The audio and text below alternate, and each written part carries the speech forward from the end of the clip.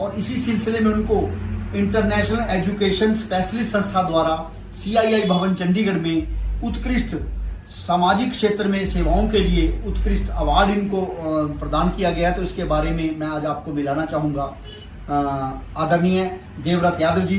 तो मैं इनसे पूछना चाहूँगा कि आपको ये जो अवार्ड मिला है, इस अवार्ड के बारे में आप कृपया विस्तार से बताएं और ये भी साथ में बताएं कि आपको सेवानिवृत्ति के बाद सामाजिक क्षेत्र में इस प्रकार के कार्य करने की, समाज कल्याण के कार्य करने की प्रेरणा मिली है, किससे मिली है? थोड़ा सा हमें इसके बारे में विस्तार से बताओ। सबसे पहले देवव्रत यादव जी, आपको प्रणाम। सच्चाई तो ये है कि जब मैं सर्विस में था ESIC में, तो मेरी वाइफ 4th स्टेज कैंसर रोग से पीड़ित थी और उस समय मुझे ये मालूम है कि उनके उपचार में सरकारी हॉस्पिटल्स में, प्राइवेट हॉस्पिटल्स में क्या क्या दिक्कतें और मजबूरियां आती थी।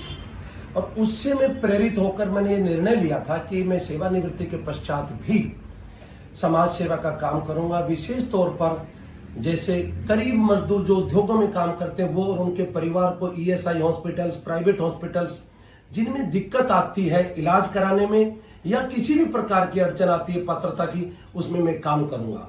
और बलबीर ठाकुर जी, मैं बड़ा साफ बताना चाह रहा हूं कि सबसे पहले मुझे ध्यान है, सबसे पहला मामला आप ही का था। आपने एक कैंसर पीड़ित को बुलाया था कि यादव जी, इसको हॉस्पिटल ने मना कर दिया। मैं धन्यवादी हूं, आप माध्यम बने। ESI हॉस्पिटल में मेडिकल सुपरिटेंडेंट डॉक्टर सुमति हैं और deputy medical superintendent Tandon ji हैं, सहायक निदेशक वहां पर विकास वर्मा जी हैं। उनके सहयोग से, आपसी तालमेल से, सूझबूझ से उस महिला का इलाज संपूर्ण हुआ। उसके लिए आप भी धन्यवाद के पात्र हैं। इसी प्रकार से हमारी नर्स सेवा नारायण सेवा है, जिसका मैं चीफ पैटर्न हूं, जिसके संयोजक हैं राधा गोविंद मंत्री जी, प्रधान हैं विष्णु शर्मा जी, उप प्रधान हैं परमवीर चौहान जी और उनके सेक्रेटरी हैं जो अनुपम शर्मा जी। उस संस्था ने बहुत काम किए हैं। बादल फटते हैं, आग लगती है कहीं, तुरंत फौरी राहत पहुंचाते हैं। स्कूली बच्चों के लिए पूरा राशन, शिक्षण सामग्री देते हैं। यहां तक मैं आपको बताता हूँ, 5 बच्चियों को गोद लिया हुआ है इस संस्था ने और 5 और बच्चियों को जो सरकारी स्कूल में हैं, जिनको थोड़ा धन का अभाव, उनको भी गोद लेने के लिए चयनित कर लिया है। और एक लड़की है हमीरपुर में आपके, जो ताई कमांडो में नेशनल गोल्ड मेडलिस्ट है, इंटरनेशनल लेवल भी खेल चुकी है, लेकिन गोल्ड मेडल नहीं मिला है। धन के अभाव में उनकी ट्रेनिंग रुकी हुई है और हमने उनको आश्वासन दिया है कि हम आपका धन का अभाव दूर कराकर आपको स्पॉन्सरशिप जल्द कराएंगे। मैं ठाकुर साहब आपको बताना चाहता हूं, यहां पर भारत विकास परिषद है, जिसके अध्यक्ष रमन कौशल जी, और मैं वहां पर एज जनरल सेक्रेटरी हूं। भारत विकास परिषद के माध्यम से भी ये सारे कार्य पूरे करवाए जा रहे हैं। इतना ही नहीं, हमारे साथ जो सबसे अहम संस्था है भारतीय मजदूर संघ, जिनके जो कार्यकारी राज्य अध्यक्ष मेरा नाम चंदेल जी, राजू भारद्वाज सचिव और मंडल के अध्यक्ष शिवम चंदेल, रंजीत ठाकुर, सम्मी, इन लोगों के सहयोग से गरीबों को बहुत हक मिल रहा है। अभी रिसेंटली एक आदमी का यहाँ से हाथ कट गया, उसका नाम था मोहब्बतलाल बैठा, कंपनी वालों ने बाहर फेंक दिया। इनके सहयोग से उनको ESIC से 90% पेंशन बनी है।